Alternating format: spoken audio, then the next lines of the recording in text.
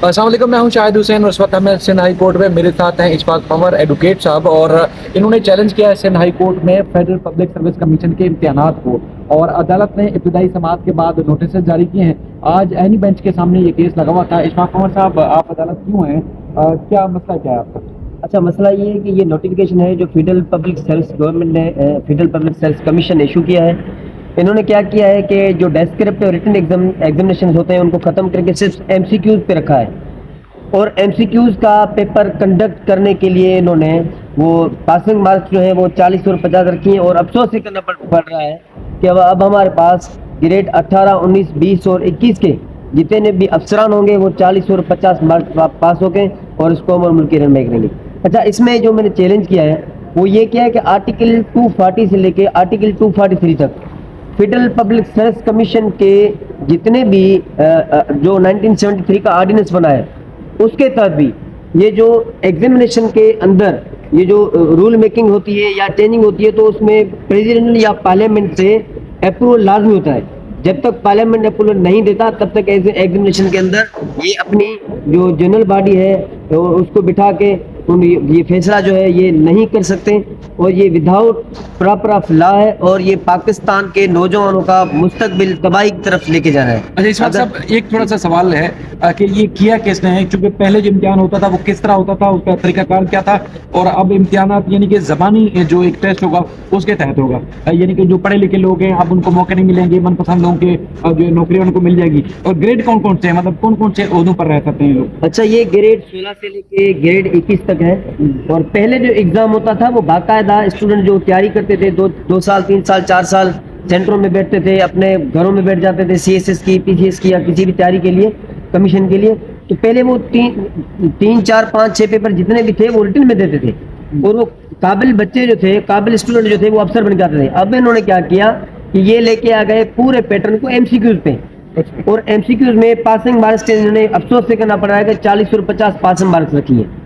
अब जो tick mark वाले बच्चे हैं वो आएंगे, और हमें ये यकीनन पक्का यकीन है कि ये सिर्फ सहूलतकारी के लिए इन्होंने किया है, ताकि ये अपनी मर्जी के अफसर लगा सकें।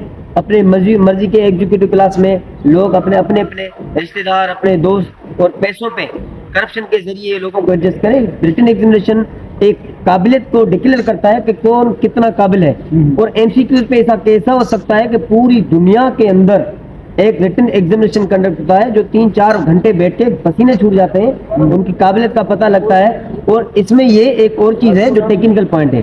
टेक्निकल पॉइंट ये है कि रिटन एग्जामिनेशन जब होता है तो वो 10 साल तक आपके पास सेव होता है। अगर किसी को आप चैलेंज करें कि ये करप्शन के जरिए या किसी अपने रिश्तेदार की सिफारिश से या किसी अफसर की सिफारिश से आगे लगाए तो उसका आंसर कापी जो है वो पड़ा रहता है, कभी भी उसको खोल के चेक कर सकते हैं, और उसको रीचेक भी करा सकता है, और री एग्जामिनेशन भी कंडक्ट हो सकता है। लेकिन ये एमसीक्यूज लेके आए, और एमसीक्यूज में आप अफसोसदा बात ये कि 21 ग्रेड के अफसर को आप भर्ती करेंगे और आप 40 मार्क पर उसको पास करेंगे। ठीक है, तो ये किया किसने और ये नोटिफिकेशन कब जारी हुआ है? ये नोटिफिकेशन जारी हुआ है 22 अगस्त को 2025 को, और ये फेडरल पब्लिक सर्विस कमीशन की ये जो एग्जीक्यूटिव बॉडी है ये इन्होंने किया है, यानी चेयरमैन एफसीपीएस ने किया। तो उसमें वफाकी हुकूमत की वहाँ पे किया गया है, सूबे की हुकूमत की वहाँ पे किया गया, यानी कि ये इस तरह के नोटिफिकेशन जारी कराता कौन है और किन के माता है फेडरल पब्लिक सर्विस कमीशन? अच्छा, ये हम समझते हैं कि फेडरल गवर्नमेंट या प्रोविंशियल गवर्नमेंट अगर उन्होंने अप्रूवल नहीं दिया या प्रेसिडेंट ऑफ पाकिस्तान से अप्रूवल नहीं है, लेकिन उन्होंने अभी तक ऐसा कोई नोटिफिकेशन जारी नहीं किया कि ये इलीगल है और ये against the constitution of Pakistan, तो मैं ये समझता हूँ कि ये उन्हीं की तरफ से कराया जा रहा है। ये पीछे जितने बैठ के फैसले हो रहे हैं ये दरवाजे के पीछे से फैसले हो रहे हैं, और इम्प्लीमेंट आगे कोई और कर रहा है। तो ये कब इम्तिहान होंगे, कुछ आइडिया? जो अभी नए इम्तिहान होने नई पब्लिक के लिए तकरीरों के लिए ये इन्होंने अपनी जो एडवर्टाइजमेंट है उन्होंने कहा है कि 21/9 को ये जो है ये इन्फोर्स हो जाएगा। 21 सितंबर को अमल दरामद हो जाएगा। जो भी इम्तिहानात होंगे वो इस नोटिफिकेशन के मुताबिक एमसीक्यूज में होंगे, लेकिन इस पे हम फुल एहतजाज भी करेंगे, कॉन्स्टिट्यूशनल फाइट भी करेंगे, और हम चाहते हैं कि रिटन एग्जाम हो।